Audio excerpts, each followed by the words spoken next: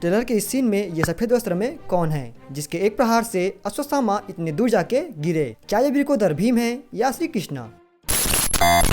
कल्कि मूवी से रिलेटेड अभी तक जितने भी प्रमोशनल मटेरियल्स आए हैं उसके अकॉर्डिंग मूवी में प्रभास को एक नॉर्मल बाउंटी हंटर दिखाया गया है। तो क्या प्रभास जैसे इतने बड़े एक्टर को सिर्फ एक बाउंटी हंटर का रोल प्ले करने के लिए कास्ट किया गया है या फिर वे मूवी में आगे जाके मूवी के मेन प्रोटैगनिस्ट मिस कल्कि बनने वाले हैं? सो आज की इस वीडियो में मैं इन्हीं दो टॉपिक्स के रिगार्डिंग आपके साथ कुछ इंटरेस्टिंग थ्योरी शेयर करने वाला हूँ। सो एंड तक वीडियो में बने रहिएगा एंड वीडियो पसंद आए तो लाइक शेयर एंड सब्सक्राइब करके जाइएगा। सो ट्रेलर में अश्वत्थामा पर प्रहार करने वाला ये व्यक्ति मेरे अकॉर्डिंग वीरकोदर भीम है, क्योंकि अगर आप इस शख्स की बॉडी को ध्यान से एज्यूम करोगे तो कहीं न कहीं इसकी बॉडी स्ट्रक्चर महाभारत में भीमसेन के लिए दिए जाने वाले डिस्क्रिप्शन से मैच करती है। एंड साथ ही पांचों पांडवों में भीम में ही इतनी ताकत है कि वो अश्वत्थामा को बिना किसी अस्त्र शस्त्र के इतनी दूर फेंक सके।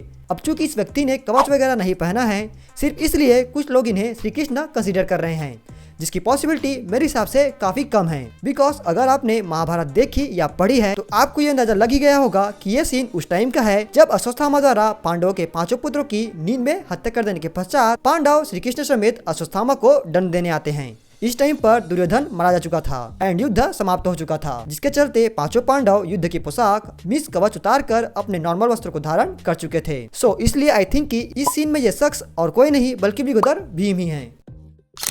तो जब से कल्कि मूवी के प्रमोशनल मटेरियल्स आने स्टार्ट हुए हैं एंड लोगों को पता चला है कि प्रभास मूवी में एक नॉर्मल बाउंटी हंटर का रोल प्ले करने वाले हैं, बोले तो वो मूवी में भगवान कल्कि का रोल नहीं करने वाले, तब से लोग अपने दिमाग के घोड़े दौड़ाकर थ्योरी के ऊपर थ्योरी बनाए जा रहे हैं कि प्रभास ही कल्कि है। सो मैंने सोचा मैं क्यों पीछे रहूं, तो मेरी थ्योरी के अकॉर्डिंग प्रभास के कल्कि बनने का पूरा सीक्वेंस मूवी के इस फाइट सीन के बाद टेक प्लेस करेगा, जहाँ भैरवा और दीपिका दोनों इस फाइट के दौरान बुरी तरीके से चोटिल हो जाएंगे एंड सिचुएशन ऐसी आ जाएगी कि दीपिका के गर्भ में पल रहे बच्चे को जीवित रखने का सिर्फ एक ही ऑप्शन होगा कि उसकी सोल को किसी दूसरी बॉडी में ट्रांसफर कर दिया जाए, जहां प्रभास की बॉडी इस प्रोसेस की सारी रिक्वायरमेंट्स में फिट बैठेगी। सो दीपिका के गर्भ में पल रहे बच्चे की सोल मींस उसकी सारी पावर्स वगैरह प्रभास की बॉडी में ट्रांसफर कर दी जाएगी एंड इस तरह प्रभास कल्कि बन जाएंगे।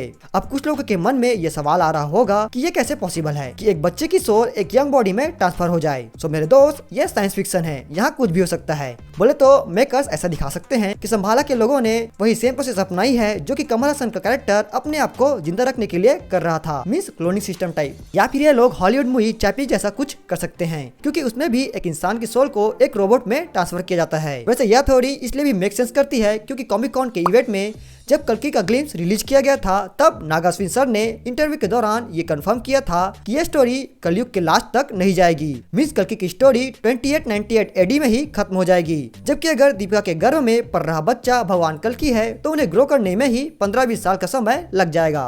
सो अब आप लोग अपनी थ्योरीज नीचे कमेंट सेक्शन में बताइएगा। Bye bye.